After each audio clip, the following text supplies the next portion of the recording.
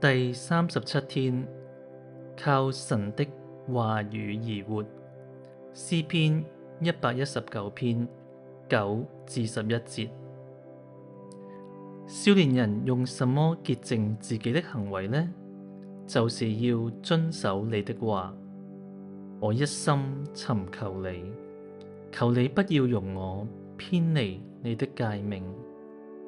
我把你的話藏在心裏，免得我得罪你。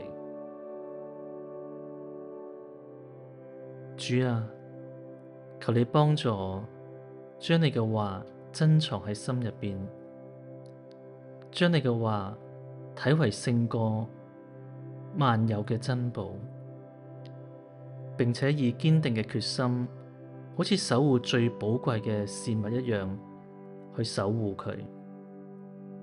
當到咗需要彰顯真理嘅時候，求你幫助我，以同樣嘅活力同埋愛心，將你嘅話語傳揚出去。